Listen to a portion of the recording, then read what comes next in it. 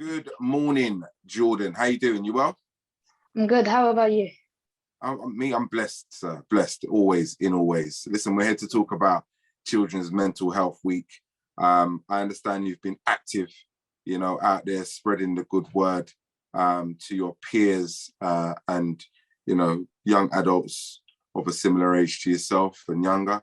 The message is centered mostly around gaming, I believe, and some of the pitfalls that can occur when, all your life is focused on that screen and that control pad. Yeah. I know you were on TV yesterday. Talk a little bit about that, because that's what you've been up to, right? That's what you've been doing.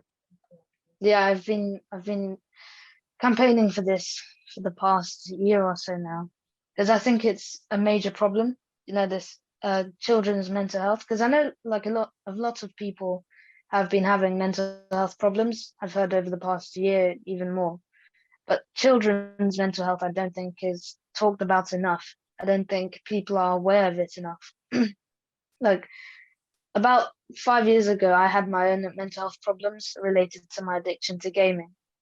And, from the outside, because I was an actor, well, I'm an actor now still, it just seemed like my life was perfect, right? I was just on set, everything's smooth. Being an actor all looks glamorous, right? But actually, behind the scenes, I was an absolute wreck mentally.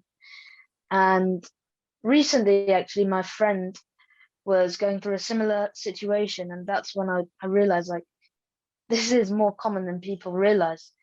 And that's why I decided to start my journey to campaign and raise more awareness about this matter, because I think a lot more needs to be done. And I think it starts from talking, because that's the reason I was able to overcome my problem, was because I spoke to my mum.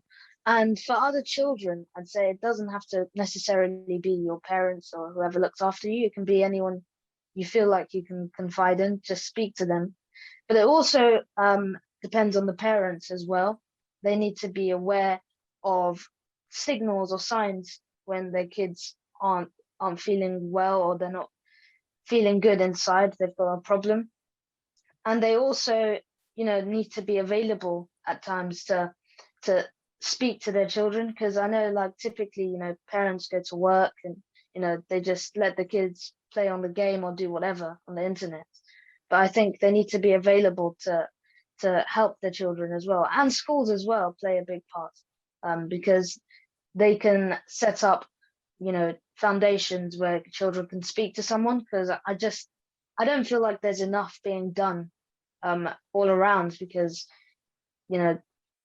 if the parents and the schools and the children play their part as well, and, asking, not keeping it inside for themselves, that way you should be able to overcome the problem that you have. And for me, I'm not like a psychologist or anything, but just speaking to someone can really, really help you. And like I said, it can be anyone you feel like you can talk to. It can be your cat, it can be a dog, whoever you feel like you can talk to. Speak out loud, because it will really help you. Jordan, what are some of the questions that you've been confronted with by the kids and young peers that you've been speaking to? Well, from my talks, it's all been really fun, to be honest, because I always have a question and answers part at the end. And I get some interesting questions, but typically the questions are mainly about, my career so far, and they're asking me like my struggles and what I did to overcome them, and also like more of my acting career, because a lot of kids aren't involved in the industry, so I think they're really intrigued to see what it's like, because I'm someone relatable to them, because I'm around their age typically, so.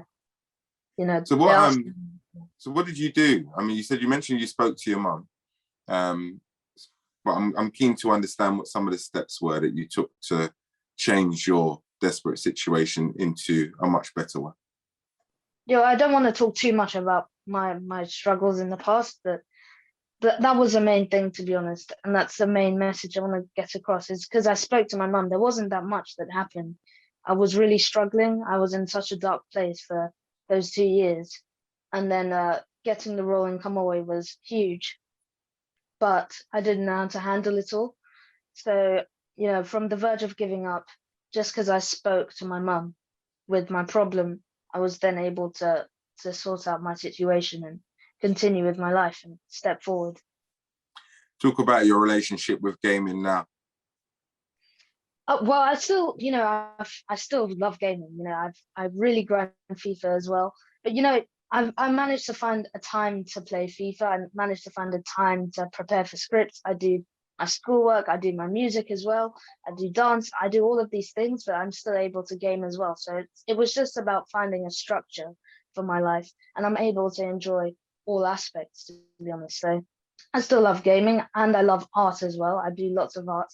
And actually, our utility room now is kind of filled with all my artwork. Look, it's not as fancy as it seems. Like, it's not the art gallery or anything, but it's just, it's a nice place with all my work I've been doing over lockdown and over the past few years.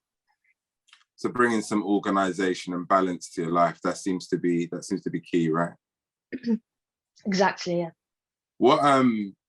How are you gonna apply that to your ambitions moving forward? Because I know you're a very ambitious lad, Jordan. I know sky's the limit and beyond. So talk about whatever you can share, because I know there's always things going on in the background that might not be concrete yet. But talk about what you can share in terms of your future, and I guess this year, what are you looking to achieve?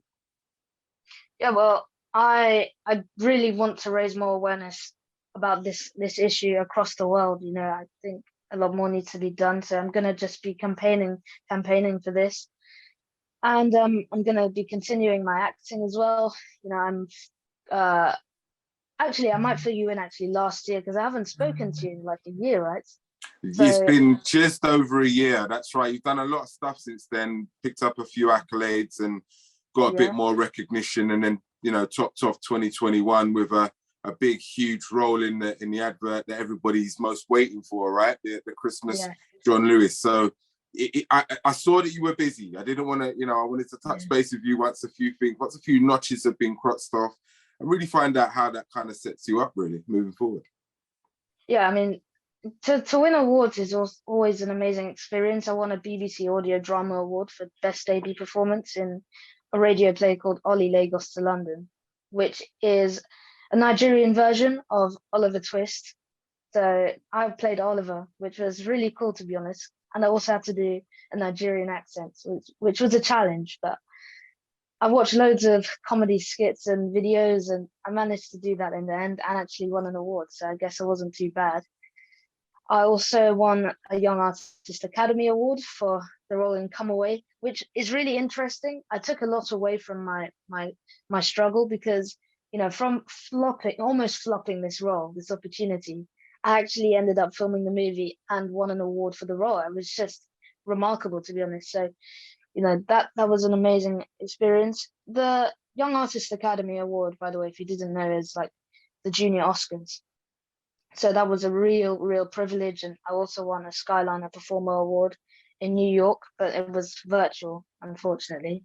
But it was a privilege to win the accolades, but it wasn't like something that's changed my life or anything. And I don't think if I ever win more accolades, it won't change my life.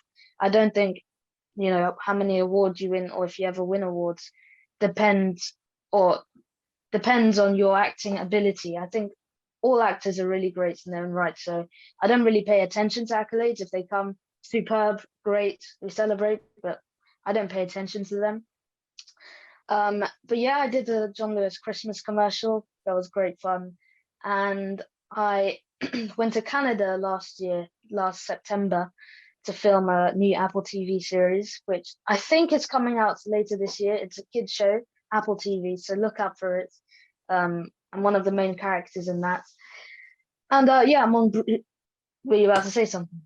No, I was just making sure that I understood what you just said. Because you you're just throwing it out there. So there's a new Apple series, right? Yeah, I'm in the new Apple TV series. I mean, that's a bit of a big deal. Jeff, we're just glossing over things, but that's a bit of a moment. Round of applause, sir. Thank you. I mean, I know Apple TV, but it's actually a massive achievement. To be honest, I don't think I realized how massive it is. So yeah, I'm really grateful to be part of the project. I hope actually they do series 2 because it's a really, really interesting project to film. So I hope they do series 2, hopefully. But yeah, that's coming out hopefully later this year. And I'm also currently filming Breeders. I was actually on set just yesterday because after my talk at Springwell School in Harrow, I then on the same day got picked up in the morning, did the talk, then had to rush back home, wash my hair, go on to set for like 1 o'clock, and then film my scenes on Breeders as well. So it was a busy day. So yeah, I'm filming Breeders at the moment, which is on Sky One, which is with Martin Freeman. So if you're old enough, check it out for sure. You're a busy lad, and getting busier and busier, and I only expect, you know, more success, more opportunity, and just more exposure to come your way. Another hope I want is Manchester United, my favorite football club, to at least finish in the top 4 or win the Champions League. Now, I sound really optimistic when I say win the Champions League, but we just have to dream, don't we? I believe that optimism is far better an option than pessimism. So yeah, you err on that side, my friend. And I assume the red hair, that's what that's all about, the red for Man United. Yeah, red. Actually, no, it's meant to be smoked salmon, which is, if you didn't know, it's like my word I use. Long story, but as a kid I really love smoked salmon, and not all kids love it, so it's quite sophisticated, right? When you hear a kid that likes smoked salmon, you don't hear it often. And so it basically means anything that's, you know, that's lit or superb or great. So that's what the word means for me. So anyway, it's meant to be smoked salmon, which is like an off pink coral color, but this is as close as I could get. So it's not red, but yeah. Fair enough. Fair enough. Both my kids love smoked salmon, but they will never be dyeing their hair that color. So more power to you for convincing your parents to let you do that. Listen, is there anything else you want to share with us before we go? You know, I'm assuming you've got another busy 24 hours, or is this a down day today? No, we're nowhere near the end of the day, but yeah, the main point I'm just making here is more awareness for this issue. More needs to be done from the kids to the parents to the teachers at school to the actual school. More needs to be done, more awareness around the world. So yes, that's the main message I really want to share. Thanks for your time, Jordan. Appreciate it as always. You didn't have to do this. You could have stayed in bed for even longer if you wanted to.